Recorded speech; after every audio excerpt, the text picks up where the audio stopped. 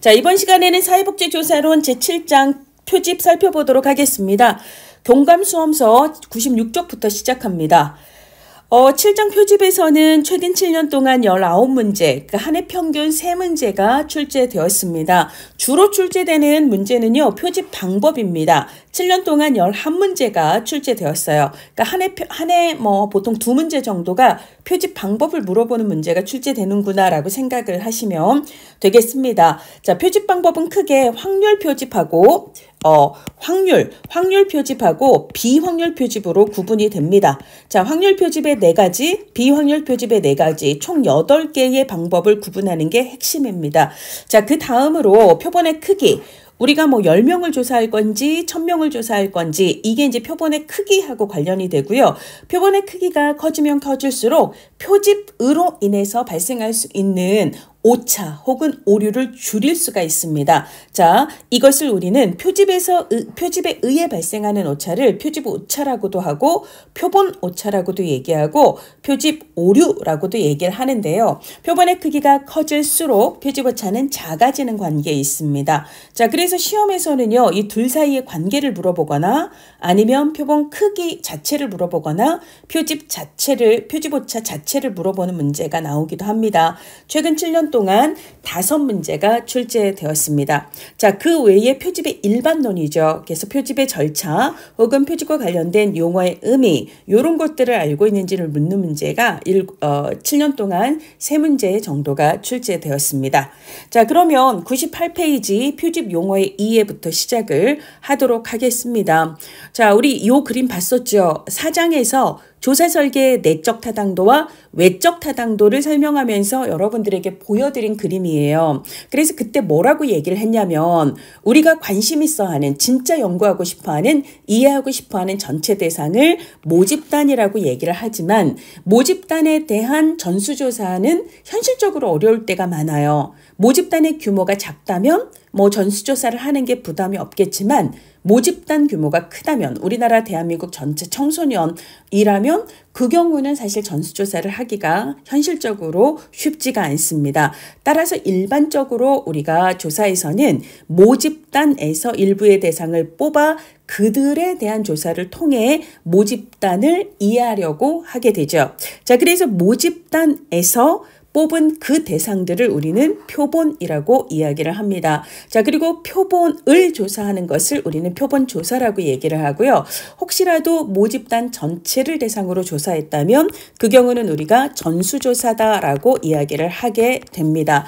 자, 그러면 표본조사를 하게 되는 경우 우리가 실제 데이터를 확보하는 대상은 모집단 전체에 대한 데이터가 아니라 내가 직접 조사한 표본의 데이터가 되는 거죠. 자, 표본의 데이터, 즉 표본에서 수집한 자료를 결국은 우리가 그 자료에 한정해서 분석을 하게 되는 거죠. 자, 그러면 표본의 데이터를 분석을 하면 이 표본의 특성에 해당하는 숫자들, 수치들을 산출을 하게 될 거예요. 평균 연령은 몇 세, 이런 것들 있잖아요. 자, 그래서 표본의 특성을 요약해주는 숫자들을 결과값으로 산출을 하게 되는데 이것을 우리가 이제 통계 분석에 의해 산출이 된 통계치라고도 얘기하고요.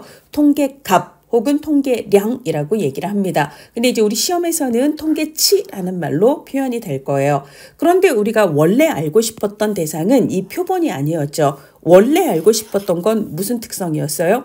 모집단의 특성이었잖아요. 그래서 우리는 이 통계치를 통해 그렇다면 모집단은 어떠할까? 모집단의 특성을 추정한다라고도 얘기하고요. 추리한다라고도 이야기를 해요. 그래서 우리는 표본조사에서 산출한 표본값에 대한 통계치를 기초로 하여 모집단의 특성에 해당하는 값을 추정을 하고자 하는데요. 이 모집단 특성에 해당하는 값, 모집단의 특성을 요약해주는 숫자, 이것을 모수라고 얘기를 합니다. 자, 그래서 우리는 통계치에 기반해 모집단의 모수를 추정한다 혹은 추리한다, 요렇게 이야기를 해요. 그래서 이게 이제 가장 표본조사의, 그러니까 표집하고 관련된 기본적인 용어라고 볼 수가 있겠습니다. 자, 그래서 98페이지에 보면 모집단, 표본, 표집. 그래서 모집단에서 표본을 추출하는 과정을 당연히 표집이라고, 샘플링이라고 하는 거 알 거고요. 그럼 우리가 모집단에서 표본을 추출하는 절차는 어떻게 되는가? 98페이지 중간에 도식화가 되어 있습니다. 일단 가장 중요한 거는요. 내가 어떤 집단에서 표본을 뽑을 것인가? 모집단을 확정을 해야 되겠죠. 자, 그리고 두 번째는요. 이 모집단을 구성하는 요소들의 목록, 이것을 우리는 표본 틀이라고도 얘기하고 표집 틀이라고도 얘기하고 표집 프레임, 표본 프레임이라고도 이야기를 해요. 그러니까 예를 들자면 내가 우리 학교 학생들 전체를 모집단으로 설정을 했을 때 이 우리 학교 학생들 한 명 한 명을 모집단을 구성하는 요소라고 얘기를 하고요. 이 요소들의 이름 있잖아요. 그러니까 1 누구, 2 누구, 3 누구, 요소들의 목록, 리스트를 표집 틀이라고 이야기를 합니다. 자, 그래서 이제 우리가 모집단을 선정을 하고 확정을 하고 나면 이 그러니까 모집단의 표집 틀을 선정을 해야 되는데, 근데 이 경우는 모집단의 리스트를 확보할 수 있는 경우도 있고 모집단의 표집틀을 확보할 수 없는 경우도 있죠. 예를 들자면 나는 대한민국 노숙인들 전체를 모집단으로 하고 있어요. 근데 여러분들은 우리나라의 노숙인들의 명단을 확보할 수 없잖아요. 그러니까 모든 조사에서 표집틀을 확보할 수 있는 건 아니기 때문에 표집틀을 확보할 수 있는가 없는가에 따라서 우리가 선택할 수 있는 표집 방법에도 차이가 있게 됩니다. 자, 그래서 세 번째 단계는요. 표집 방법이에요. 표집 방법입니다. 자, 그래서 우리가 모집단에 해당하는 표집들을 확보할 수 없을 때에는 앞서도 우리가 이제 표집 방법에서는 크게 확률 표집에 해당하는 4가지, 그리고 비확률 표집에 해당하는 4가지가 있다라고 말씀을 드렸는데요. 우리가 만약에 모집단의 표집들을 확보할 수 없다면 그때는 비확률 표집을 하게 됩니다. 자, 그 다음에 모집단의 표집틀을 확보할 수 있다면 확률 표집을 할 수도 있고, 경우에 따라서는 이제 연구자의 의도에 따라서 비확률 표집을 할 수도 있고, 자, 그래서 표집 틀을 선정할 수 있는가 없는가에 따라 세 번째 표집 방법 결정이 영향을 받게 되고요. 자, 그 다음에 표집 방법에 따라서 이 어떤 표본을 어떻게 뽑았는가가 이 표본이 모집단을 얼마나 대표할 수 있는가의 차이가 또 생기게 돼요. 자, 그래서 만약에 내가 선택한 표집 방법이 모집단에 대한 대표성이 떨어지고 오차가 큰 방법이라면 이걸 보완할 수 있는 대안이 있습니다. 이게 뭐죠? 표본의 크기를 키우는 거예요.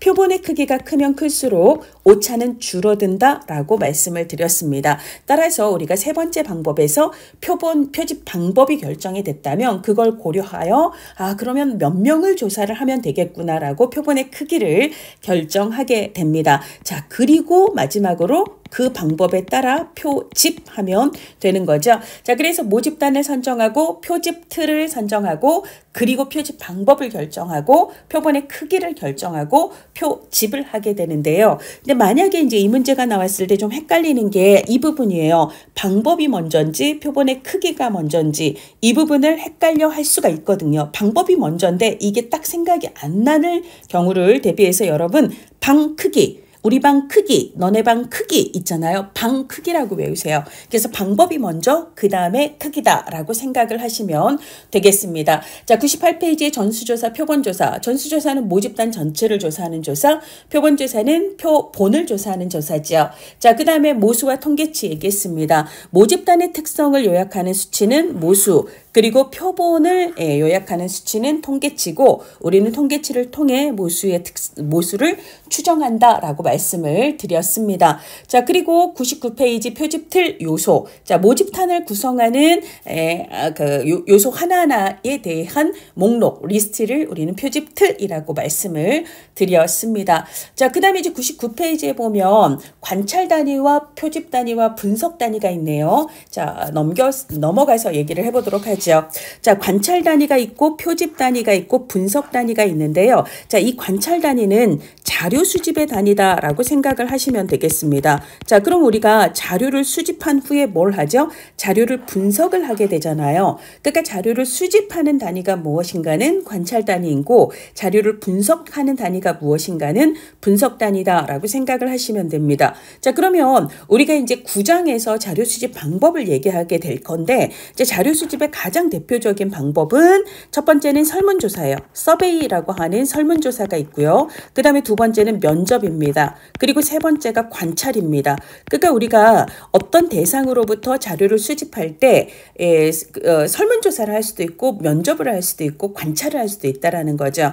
그러면 자료 수집의 단위, 즉 관찰 단위라고 하는 것은 누구를 대상으로 설문조사를 하고 누구를 면접하고 누구를 관찰하는가를 얘기하는 게 이게 관찰 단위입니다. 예를 들어 내가 사회복지사들을 대상으로 해서 설문조사를 한다. 그러면 이 사회복지사들이 나의 관찰 단위가 되는 거예요. 그러면 이 사회복지사들은 우리 앞에서 이제 분석 단위 얘기했었죠. 2장에서 분석 단위 얘기하면서 이게 분석 단위에는 개인이 있을 수도 있고 집단이 있을 수도 있고 세 번째는 뭐죠? 사회적 가공물 기억나시나요? 사회적 가공물이 있을 수도 있다. 요거 기억나시나요? 이때 집단이라고 하는 것은 사회복지사들, 주민들 이걸 얘기하는 게 아니라 사회복지사들, 주민들, 대학생들, 청소년들 이건 다 개인에 해당해요. 그럼 집단이라고 하는 것은 둘 이상의 사람들이 모여서 만들어진 어떤 조직체, 집합체를 얘기합니다.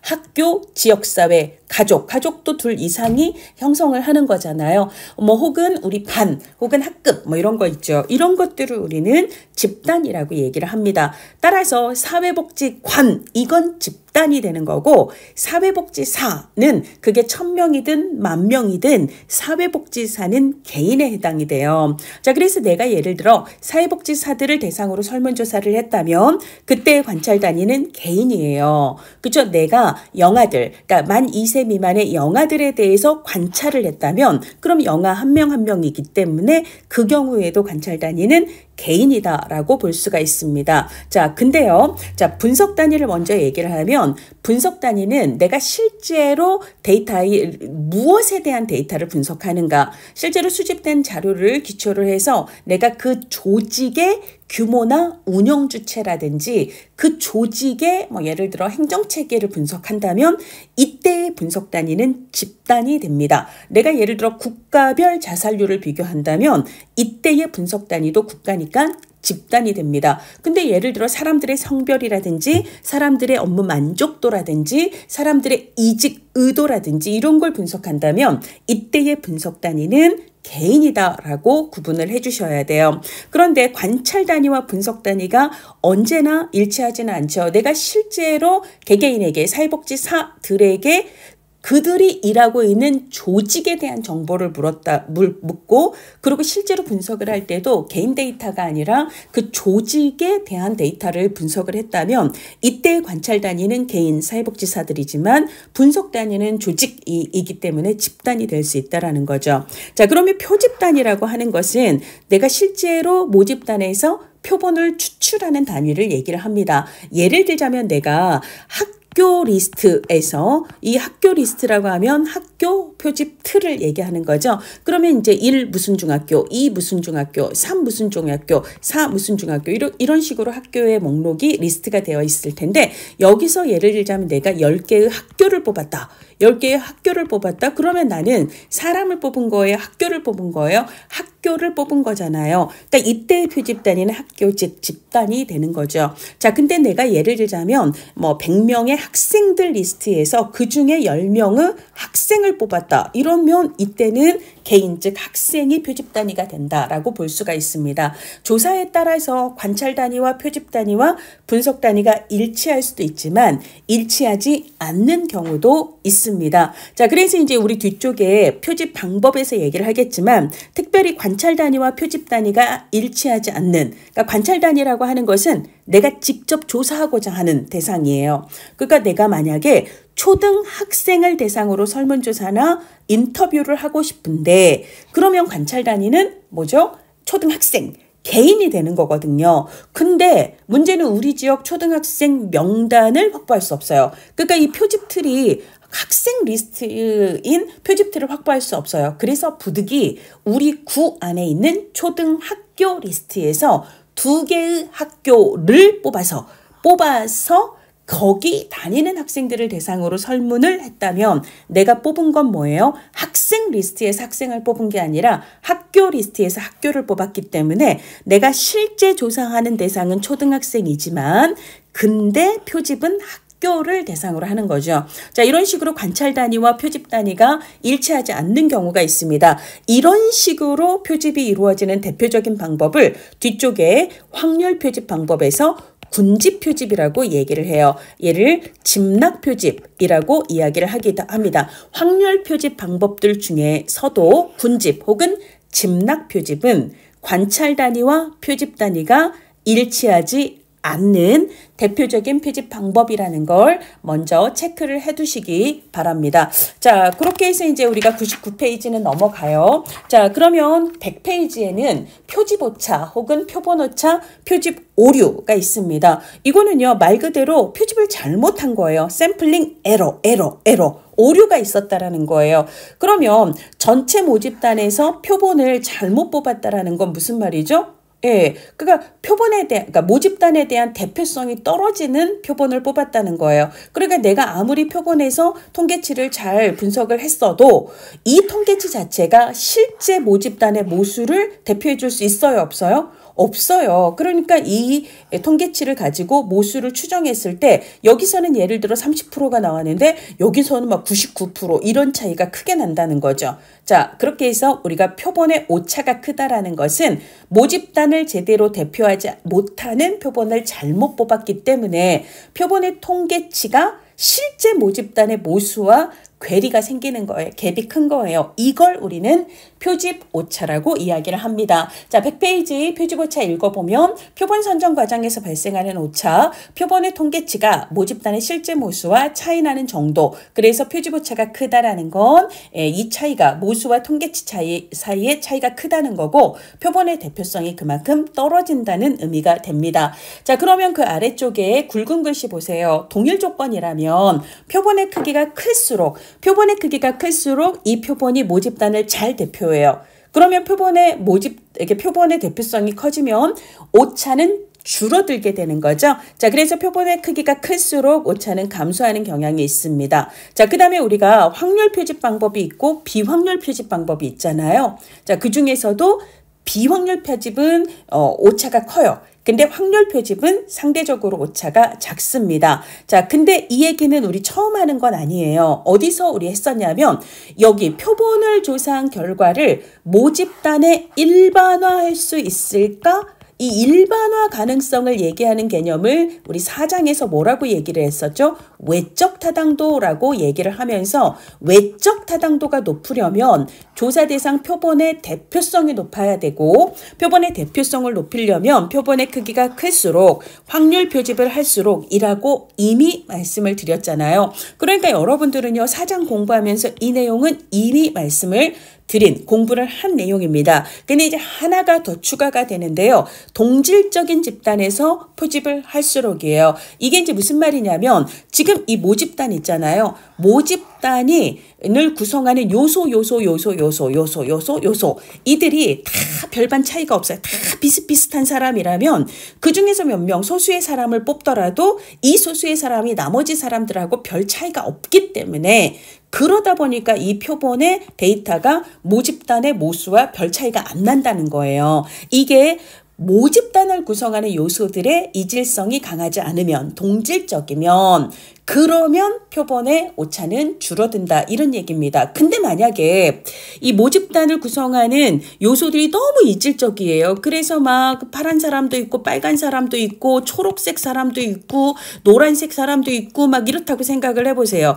그러면 이렇게 다양한 사람들이 집약된 그런 모집단이라면 여기서 예를 들어 내가 예를 들어 몇 명의 사람들을 뽑았을 때 이 사람하고 차이 나는 사람이 모집단에 여전히 많을 가능성이 크다는 거고요. 그러면 통계치가 모수와 차이 날 가능성, 즉 오차가 커지게 된다라는 거거든요. 자, 그래서 표집의 오차는 를 줄이려면 표본의 크기가 클수록 확률 표집을 할수록 그리고 선출되는 모집단 자체를 구성하는 요소들의 이질성이 작을수록 이렇게 생각을 하시면 되겠습니다. 자, 근데 이제 표집이 아닌 다른 요인들 때문에도 이 통계치와 모수 사이의 차이가 나타날 수도 있거든요. 자, 이런 오차가 생기는 이유는 표집과 관계없이 발생하는 오차들이잖아요. 이런 걸 우리가 비표집 오차라고 이야기를 합니다. 자, 우리가 이제 모집단의 규모가 작을 때는 그냥 전수조사하면 돼요.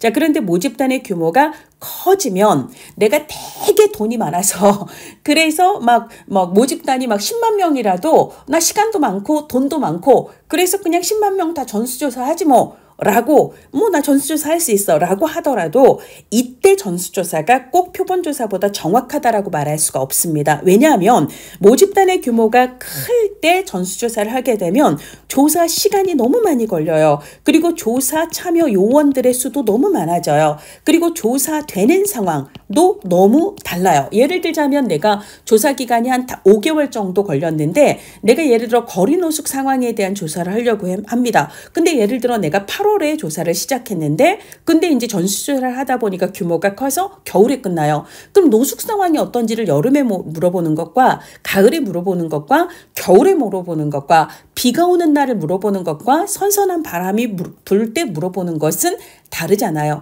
그러니까 조사되는 질문 자체는 동일한데 질문에 응답하는 상황 자체가 달라지기 때문에 이 일관성이 없는 조사가 이루어지게 됩니다. 자, 그래서 전수조사 우리가 생각해보면 표본조사보다 전수조사는 항상 정확하겠지? 라고 생각할 수 있는데 그렇지는 않아요. 그러니까 전수조사를 할 수 있더라도 전수조사보다 오히려 표본조사가 더 정확할 수 있습니다. 그 이유가 뭐냐면 전수조사에서는 표집이라는 게 없기 때문에 표집 오차는 발생하지 않지만 얘 때문이에요. 비표집 오차가 커질 가능성이 높기 때문에 오히려 전수조사가 표본조사보다 정확하지 않을 이 오차가 너무 커져서 정확하지 않을 가능성이 있다. 자, 요약하면 전수조사가 언제나 표본조사보다 정확하다고 말할 순 없다. 왜? 모집단 규모가 클 때 전수조사는 오히려 비표집 오차를 너무 키우기 때문이다 라고 정리를 하시면 되겠습니다. 자, 그러면 우리 102페이지 두 번째 챕터로 가지요. 모수 추정의 원리예요. 사실 우리 조사론 전체 영역에서요 가장 난도가 높은 영역이 이 바로 모수 추정의 원리입니다. 근데요 너무 다행인 건 최근 7년 동안 시험 문제에선 이 모수 추정의 원리에서는 시험 문제가 별로 안 나와요. 105페이지 표본 크기 있잖아요. 105페이지에 있는 표본 크기 쪽에서만 문제가 나왔고 102, 103, 104 에서는 최근 7년 동안 시험 문제가 거의 언급이 되지 않았습니다. 이건 최근 시험 보시는 분들에게는 거의 축복이라고 생각을 합니다. 어렵거든요. 자, 그래서 여러분들이 혹시라도 나 어려운 거는 질색이야. 나 100점 맞을 거 아니야 라고 생각을 한다면 그냥 여러분들 이 부분은 건너뛰시고 105쪽 이 부분으로 그냥 넘어가셔도 되겠습니다. 자, 그래서 혹시 이해가 안 가시더라도 그냥 부담 없이 들으신다고 생각을 하시면 되겠습니다. 자, 102페이지에 표본 평균들의 표집 분포 얘기를 하고 있는데요. 우리가 이제 앞서도 얘기했듯이 내가 진짜 알고 싶은 건 모집단이에요. 그렇지만 내가 실제 조사하는 건 표본이라고 얘기를 했고요. 자, 표본을 분석한 통계치를 통해 내가 뭘 추정한다?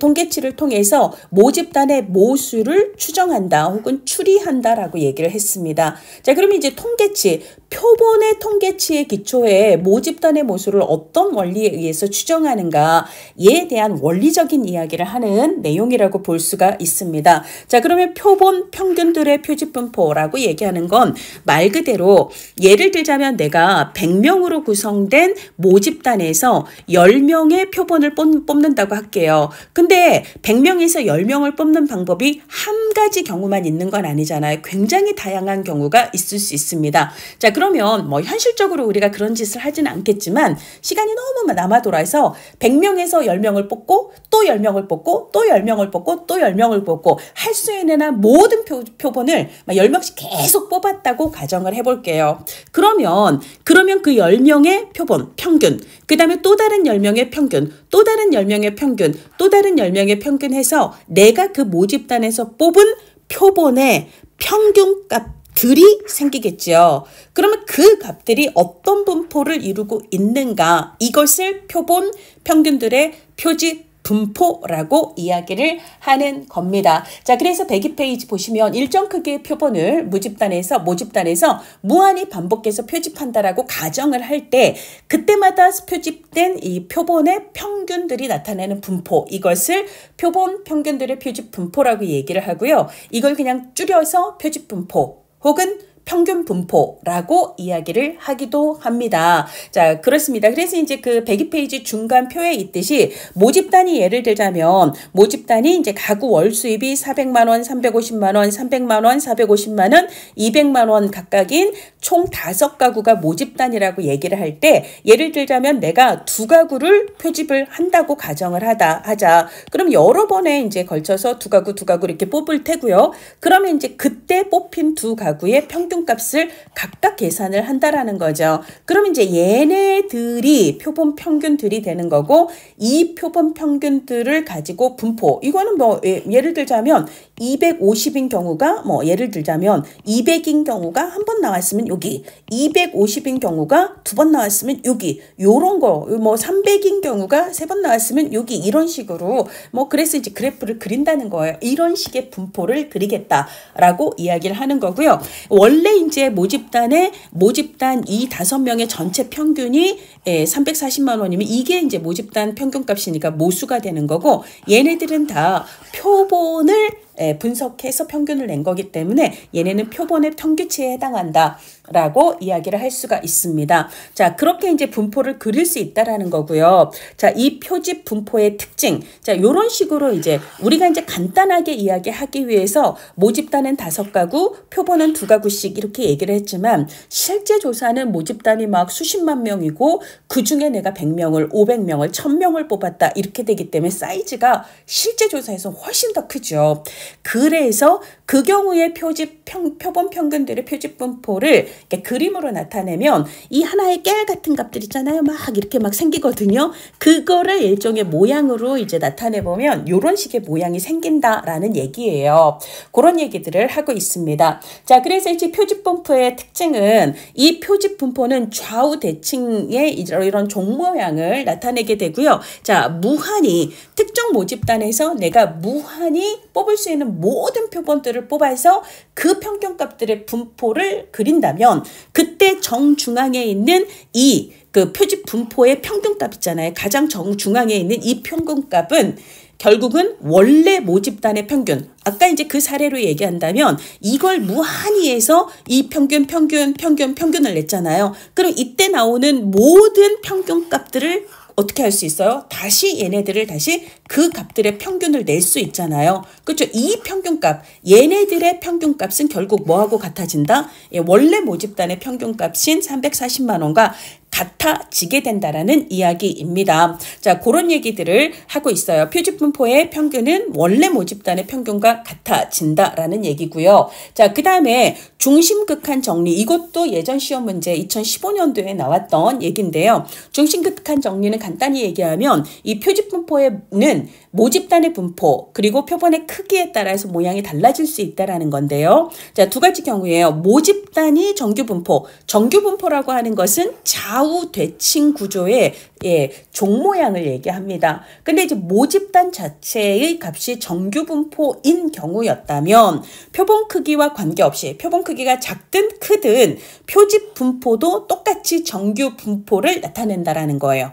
근데 만약에 모집단이 정규 분포가 아니었다면 예를 들자면 이렇게 되는 거죠. 좌우 대칭의 종 모양이 아니라 뭐 이렇게 좌측으로 치우쳐져 있거나 아니면 우측으로 치우쳐져 있거나 그러면 이거는 좌우 대칭 구조가 아닌 거잖아요. 자, 이렇게 모집단이 정규 분포가 아니었다면 그때는 표본 크기가 관계가 돼요. 그래서 표본 크기가 증가하면 우리가 보통 30명 이상으로 표본 크기가 증가하면 그때는 표집 분포도 거의 좌우대칭의 정규 분포 모양을 이루게 된다는 원리를 중심 극한 원리라고 이야기를 합니다. 따라서 표집 분포의 모양을 결정하는 가장 핵심은 모집단위 정규 분포였는가 그리고 표본의 크기가 얼마인가라고 보시면 되겠습니다.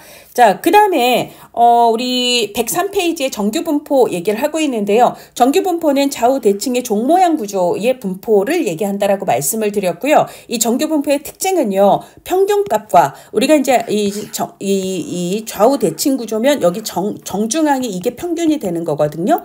자, 그 다음에 이제 최빈값이라고 하는 건 이쪽이 이제 빈도가 되는데 가장 꼭대기에 있는 값을 최빈값이라고 얘기를 해요. 근데 꼭대기가 이 평균, 정중앙에 있는 그 값이기 때문에 이 평균과 최빈값이 일치합니다. 그리고 중앙값이라고 하는 것은 이쪽 끝과 이쪽 끝의 가장 중앙에 있는 값을 얘기해요. 그 가장 중앙에 있는 게 평균이거든요. 자, 그래서 정규 분포의 경우에는 평균값과 중앙값과 혹은 최빈값이 한 값에서 일치가 된다. 이런 특징이 있고요. 자, 그리고 평균이 0이고 분산과 표준 편차가 1인 분산의 루트를 씌우면 표준 편차라 해서 1, 표준 편차가 1이면 당연히 분산도 1일 겁니다. 그래서 표준 편차 1 혹은 분산이 1인 요런 정규 분포를 우리는 표준 정규 분포라고 얘기를 합니다. 최근에는 여기서 시험 문제가 언급되지 않고 있어서 부담 없이 넘어가도록 할게요.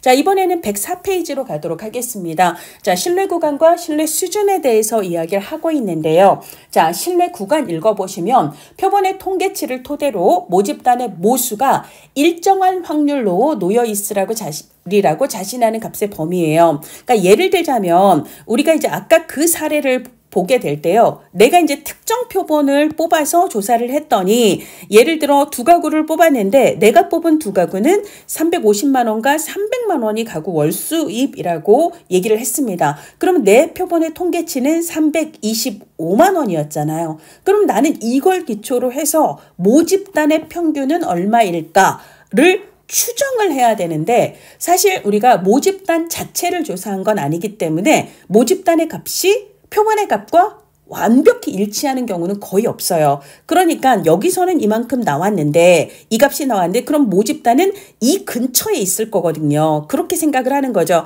그러면 한 이 정도 사이, 이 사이 플러스 마이너스 그러니까 플러스 마이너스 그 표본의 통계치에서 플러스 마이너스 한 이 정도 구간 안에 실제 모수값도 있지 않을까라고 추정을 한다라는 거예요. 그거를 우리는 신뢰 구간이라고 얘기를 합니다. 자, 그래서 신뢰 구간을 다시 읽어보시면 표본의 통계치를 토대로 모집단의 모수가 자 일정한 확률로 놓여 있으리라고 자신하는 여기서 여기까지 있지 않을까라고 하는 그 값의 범위를 신뢰 구간이라고 하는데 그때 여기서 일정한 확률로라는 것은요. 100% 확신은 또 못하는 거예요. 왜? 내가 표본을 잘못 뽑았으면 완전히 딴값이 나올 가능성을 배제할 수 없잖아요. 그러니까 표집의 오차 때문에 그러니까 이 범위 안에 100% 있다라고 자신을 하지는 못합니다. 그래서 대부분 사회조사에서는 95%의 신뢰 수준에서 라고 이야기를 해요. 이 말은 무슨 말이냐면 5%는 아닐 수도 있다. 이 범위를 벗어나 있을 수도 있다라는 그런 의미로 이제 95% 신뢰 수준을 얘기를 하게 됩니다. 그래서 이제 우리가 신뢰 구간을 얘기할 때는 이 확률, 그러니까 몇 프로 이거를 같이 얘기를 하게 되는데 이게 이제 신뢰 수준이라고 보시면 되겠습니다. 자, 그래서 신뢰 수준은 표본의 통계치를 토대로 모집단의 모수를 추정할 때 어느 정도로 그 구간 안에 있을 거다라고 얘기할 수 있는지를 어느 정도 신뢰할 수 있는지를 얘기하는 게 신뢰 수준이고 우리가 이제 사회조사에서는 주로 95% 신뢰 수준을 얘기를 하지만 더 신뢰 수준을 높이고 싶을 때 즉 오차의 가능성을 더 줄이고 싶을 때는 뭐 99% 신뢰 수준 이렇게 이야기할 수도 있습니다. 주로는 사회과학에서는 95% 신뢰 수준을 많이 얘기를 해요. 그래서 예를 들자면 우리 학년 학생들의 평균 키는 내가 우리 학년 학생들을 다 조사한 건 아니고 그중에서 몇 명의 아이들을 조사를 했더니 우리 아이들 평균이 165가 나온 거예요. 그러면 실제 전체 아이들은 몇 센치일까? 이걸 내가 추정한다라고 얘기할 때 정확히 내가 조사한 아이들의 평균값과 전체 아이들의 평균이 완전히 일치하지는 않기 때문에 플러스 마이너스 범위를 정하는 거죠. 이게 이제 신뢰 구간이라면 이게 이제 플러스 마이너스 3cm다 그러면 165에서 3을 빼면 162가 되고요. 165에서 3을 더하면 168이 되는 거죠. 그럼 이제 우리 학년 전체 아이들의 이제 키는 아마 이 구간 안에 있을 거다. 근데 그 구간 안에 있다고 내가 100%는 확신하지 못하고 95%는 확신한다. 5%는 아닐 수도 있다. 그러니까 내가 100번을 조사했을 때 그때 이 구간 안에 이제 모집단이 들어가 있지 않을 확률이 5% 정도는 될 거다라고 이야기를 한다라고 보시면 되겠습니다. 그럼 만약에 이제 우리가 좀 표본을 부실하게 뽑았다고 얘기를 해볼게요. 오차가 커요. 그러면 이때 이 플러스 마이너스 값 이게 결국은 표집 오차하고 관련이 되는 값이에요. 표집 오차. 그래서 예를 들자면 우리가 오차가 큰 즉 대표성이 떨어지는 그런 표본을 뽑아서 자신이 없어요. 그래서 내가 막 확신을 하기가 힘들어요. 그럼 이게 커질까요? 작아질까요? 얘가 오차하고 관련이 돼요. 커지게 되죠. 그래서 내가 확신을 할 수 없기 때문에 넉넉히 그래서 막 플러스 마이너스 13 이런 식으로 그래서 막 152에서 말이에요. 178 사이에 있을 거예요. 굉장히 넉넉히 잡았다라는 것은 그만큼 자신이 없다는 거예요. 왜? 내가 표본을 좀 잘못 뽑아서 이런 의미라고 이해를 하시면 될 것 같습니다. 자, 그렇고요. 그 다음에 이제 다른 조건은 이거는 이제 신뢰 수준에서 여러분들 땡땡땡 세 번째 땡 104페이지에 딱 중간 정도 있잖아요. 거기 있는 내용을 한번 보도록 할게요. 다른 조건은 그대로인데 일정한데 만약에 내가 신뢰 수준만 높였다고 할게요. 자, 그러니까 뭐냐면 이 구간 안에 모집단이 틀림없이 있을 거야. 틀릴 가능성을 줄일 거라는 거예요. 진짜 있을 거야 라고 확신을 막 더 많이 하고 싶은 거예요. 근데 조건을 일정하다라는 건 표본을 더 뽑은 것도 아니고 그냥 근거는 똑같다는 얘기예요. 그러면 모집단의 내 모수를 실제로 이 구간이 포함하고 있을 가능성을 키우겠다라는 거잖아요. 그러면 틀리지 않으려면 어떻게 해야 돼요? 이 구간을 넓게 잡아야 돼요. 안 틀리려면 이렇게. 그럼 대충 이 안에는 있겠죠. 그러니까 요렇게 잡을 때보다 요렇게 잡으면 틀리지 않을 가능성이 커지는 거잖아요.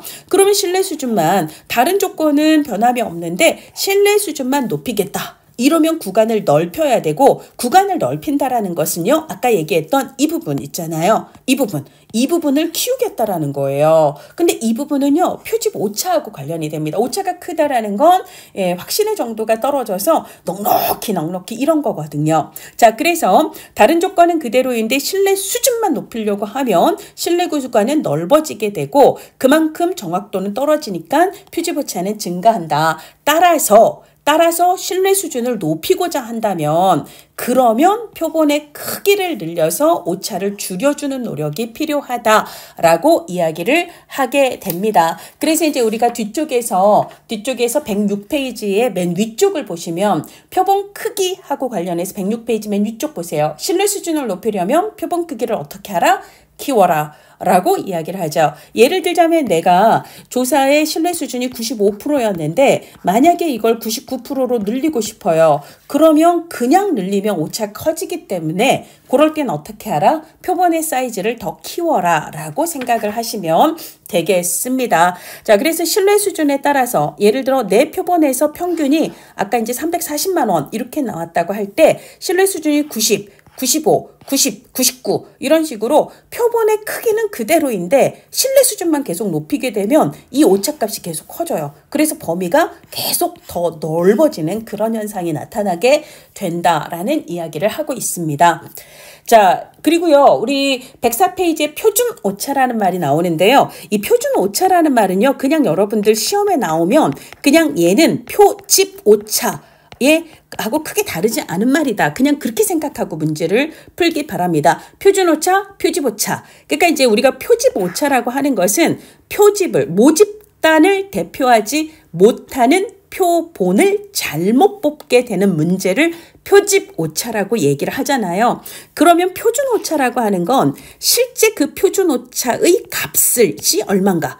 표준오차가 얼마의 값으로, 그러니까 몇 점의 표집오차가 나타나는가. 그러니까 이거를 표집오차를 숫자로 표현한 값이 이게 표준오차다라고 생각을 하면 돼요. 그러니까 이거는 일반적인 개념인 거고 얘는 그것을 하나의 숫자로 표현한 값이다. 그래서 결국은 내용은 같다라고 생각을 하시면 되겠습니다. 그러면 이제 표준오차를 어떻게 구하는가? 우리가 앞서서 표집 분포 얘기했습니다. 어떤 특정의 모집단에서 일정 수의 표본을 뽑고 또 뽑고 또 뽑고 또 뽑고 또 뽑고 무한히 뽑았을 때 각 표본의 평균값들의 분포라고 얘기를 했잖아요. 그러면 거기서도 평균을 구할 수 있고 표준 편차를 구할 수 있을 겁니다. 자, 그래서 이제 아까 예를 들자면 전체 모집단의 평균은 340만 원인데 내가 두 가구를 계속 뽑았다고 가정할 때 그때마다 이 평균값들이 나오잖아요. 그럼 이걸 다 계산을 한 후에 걔네들을 가지고 평균을 낼 수 있다 없다? 낼 수 있잖아요. 그렇죠? 얘네들의 평균값을 구할 수 있고요. 얘네들의 평균값을 구할 수 있다면 얘네들의 표준 편차도 구할 수 있다 없다? 있는 거죠. 표준 편차가 어떤 거예요? 얘네들 값의 평균과 얘와 얘의 차이, 얘와 얘의 차이, 얘와 얘의 차이, 얘와 얘의 차이, 얘와 얘의 차이를 어떻게 하면 되죠? 다 제곱을 해서 그 다음에 다 더한 다음에 그 다음에 이 수만큼 나눈 다음에 루트 씌우면 되는 거잖아요. 그러니까 우리가 표본을 무한정 뽑았다고 가정을 할 때 걔네들 값들의 평균도 구할 수 있고 걔네들 값들의 표준 편차도 구할 수 있을 텐데요. 이 표준 편차, 표집 분포에서의 표준 편차를 표준 오차라고 이야기를 합니다. 저 수학이 너무 싫어서 이 사회복지 하는데 또 수학이 나와서 너무 싫어요 라고 생각이 되시면 건너뛰셔도 돼요. 아까 말씀을 드렸습니다. 그래서 이제 계산은 그런 식으로 하는 거고요. 그 다음에 이제 무수히 많은 표본 평균의 통계치가 이걸 얘기하는 거죠. 이 통계치가 실제 모집단의 모수로부터 이 값과 이 값이 동일하다라고 얘기를 했잖아요. 이 모든 값들을 평균을 내면 이 값은 결국 모집단의 평균값과 같다라고 얘기했기 때문에 이 표본 평균들의 평균이 곧 모집단의 모수입니다. 자, 그래서 이 차이들의 표준 편차 값이라고 아까 얘기를 했잖아요. 자, 그래서 이 통계치가 모집단의 모수로부터 즉 이 평균값으로부터 떨어진 이 차이들을 평균된 값, 평균적으로 떨어진 거리를 숫자로 나타낸 게 표준 오차다라고 생각하시면 되겠습니다. 근데 이제 우리가 아까 표본의 대표성, 표집 오차라고 하는 것은 오차가 크다라는 것은 그만큼 표본이 대표성이 떨어진다라는 얘기잖아요. 그럼 오차가 클 때는 어떤 경우예요? 표본 크기가 작을 때죠. 표본의 크기가 작으면 작을수록 오차는 커지고 그리고 대표성은 떨어지는 거잖아요. 자, 그래서 표본의 크기가 증가하면 오차는 감소하게 되고 대표성은 올라가게 되는 거죠. 근데 이거를 숫자로 표현을 하기 때문에 이 표준오차에서는 표본 크기가 n배 증가하면 표준오차는 숫자로 계산이 가능해요. 자, n분의 1배 감소합니다. 위치가 애매해졌는데요. 그러니까 예를 들자면 얘가 4배, 표본의 크기가 100명에서 400명으로 늘었다. 그러면 4배 증가한 거잖아요. 그렇게 되면 이거 4의 루트를 씌우면 뭐죠? 루트 4는 2잖아요. 그러니까 2분의 1. 표준 오차는 2분의 1로 감소를 하게 된다. 요런 얘기입니다. 어쨌거나 표준 오차가 줄어들수록 표준 오차가 줄어든다라는 건 표집 오차가 작아진다라는 것과 마찬가지고요. 그러면 표본의 통계치의 신뢰도는 높아지는 거예요. 신뢰도. 그러니까 표본의 통계치가 실제 모집단하고 유사할 가능성이 그만큼 커진다라는 거예요. 이것을 표본의 신뢰도가 높아진다라고도 얘기하고 실제 이제 아까 통계치는 통계값이라고도 얘기하거든요. 자, 그래서 검정 통계값이 통계적으로 유의미할 의미가 있을 가능성이 높아진다라고 시험에서 표현을 하기도 합니다. 자, 이번에는요. 우리 표본 크기 살펴보도록 하겠습니다. 표본 크기가 증가하면 우리가 오차가 줄어들고 그 다음에 표본이 대표성이 높아지고 그리고 우리가 앞에서 얘기했던 건 어떤 거냐면 우리 4장에서 얘기를 했던 거는요. 4장 조사 설계에서 얘기했을 때는 표본의 크기가 증가하면 그러면 표본의 대표성이 늘어나고 그러고 난 다음에 뭐라고 했어요? 그러면 조사 결과의 외적 타당도 즉 일반화 가능성도 늘어나게 된다라고 4장에서는 얘기를 했었습니다. 자, 그리고 이 얘기는 어디서 나왔었냐면 3장에서 얘기를 했었어요. 3장의 가설검증 부분 있잖아요. 가설검증 부분에서 얘기를 했습니다. 가설검증 과정에서 우리가 범할 수 있는 오류, 오래간만에 또 한번 암기해보죠. 일요일은 누구가 연기가 청소를 해요. 1월 연기 기억나시나요? 제 1종 오류는 옳은 연가설을 기각하는 오류고 이틀 영체, 2종 오류는 틀린 연가설을 채택하는 오류다라고 얘기했는데 자, 연가설이 틀렸으면 기각해야 되는데 야, 너 꺼져! 라고 기각을 못하고 그냥 어쩔 수 없이 채택을 하게 되는 문제는 내가 가진 증거가 너무 딸려서예요. 자신이 없어서예요. 이거에 영향을 주는 게 뭐라고 얘기를 했냐면 표본 크기다라고 이야기를 했습니다. 내가 표본 크기가 빵빵하면은요. 야, 너 틀렸어! 이러고 기각할 수 있거든요. 근데 그렇지 못해서 어쩔 수 없이 틀렸는데도 불구하고 기각을 못하고 채택하는 이종 오류를 범하게 되는 거예요. 그러니까 표본 크기가 작으면 이종 오류를 범할 가능성이 크고 표본 크기가 커지면 틀린 연가설은 틀렸다고 기각을 할 수 있는 힘이 커지게 됩니다. 자, 틀린 연가설을 기각할 수 있는 힘, 이거를 조사에서는 통계적 검정력이라고 얘기해요. 자, 그래서 표본 크기가 증가하면 통계적 검정력이 커지게 되고요. 그것을 통해 이종 오류의 가능성은 줄어들게 된다는 말을 3장 가설검증의 오류 부분에서 이미 설명을 한 바가 있습니다.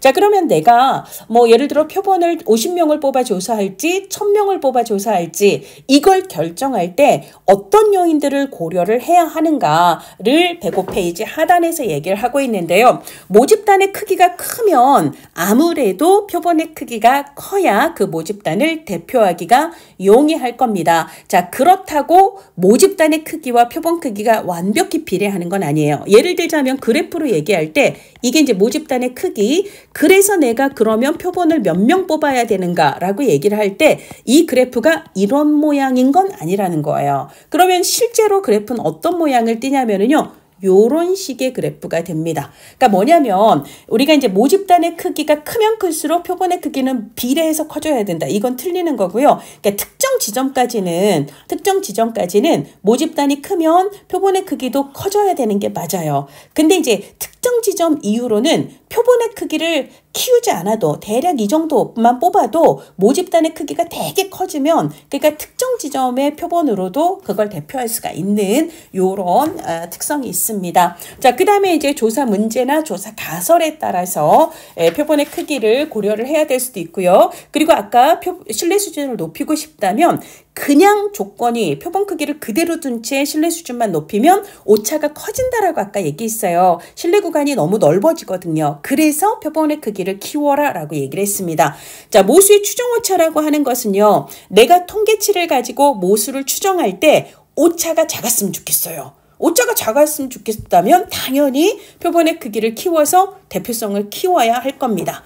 자, 그 다음에 아까 우리가 표집 오차를 줄이려면 맨 앞부분에서도 했는데요. 첫 번째는 표본의 크기를 키워라. 두 번째는 확률 표집을 하라. 자, 그 다음에 세 번째가 뭐였어요? 모집단을 구성하는 요소들의 동질성이 크면 그러면 오차가 줄어든다라고 얘기를 했습니다. 자, 모집단을 구성하는 요소들의 동질성이 크다면 그러면 부담이 좀 덜한데요. 모집단을 구성하는 요소들이 너무 이질적이에요. 그러면 이질적인 요소들을 다 반영해서 대표성이 있는 표본을 뽑으려면 그러면 표본의 크기를 키워야죠. 이질적일수록 표본 표지보차가 증가하기 때문에 그러니까 이 표지보차 증가한 만큼의 표지보차를 줄여주려면 표본의 크기를 당연히 키워야 한다라고 보시면 되겠습니다. 자, 그 다음에 이제 우리가 표집의 절차를 아까 모집단을 결정하고 그 다음에 표집 틀을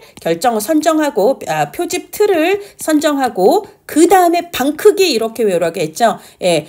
표집 방법을 결정하고 그러고 난 다음에 표본의 크기를 결정한 후에 그러고 표집을 하라라고 말씀을 드렸습니다. 그러니까 내가 어떤 방법으로 표집을 하는가에 따라서 표집 방법들의 오차가 또 다 달라요. 그러니까 내가 사용하는 방법의 오차가 크다면 당연히 표본의 크기를 키워야 할 겁니다. 그리고 이제 내가 시간과 비용 이런 게 얼마나 있는가도 고려를 해야 되고요. 내가 많은 변수를 분석할수록 그리고 이제 특정 변수의 범주가 다양할수록 예를 들어 성별이라는 변수는요. 그럼 범주가 남자 아니면 여자 이게 범주가 2개밖에 없습니다. 근데 종교라는 변수는요. 뭐 기독교, 천주교, 불교, 종교 없음, 기타 종교 해서 범주가 5개가 되죠. 그러니까 변수는 하나인데 근데 이제 그 안에 범주의 수가 많으면 다양한 종교를 대표하기 위해서 그 종교에 해당하는 사람들을 뽑아야 되기 때문에 범주의 수가 많아도 표본의 크기가 커지고 변수의 수가 많아도 표본의 크기가 커집니다. 자, 그 외에 이제 자료 수집 방법이나 사용하고자 하는 통계 분석 방법에 따라서 각 방법이 전제하는 최소 표본의 수가 있거든요. 이런 걸 고려해서 표본의 크기를 결정하라 이런 얘기입니다. 자, 시간이 좀 가서요. 잠깐 쉬었다가 그 다음 표집 방법을 다루도록 하겠습니다.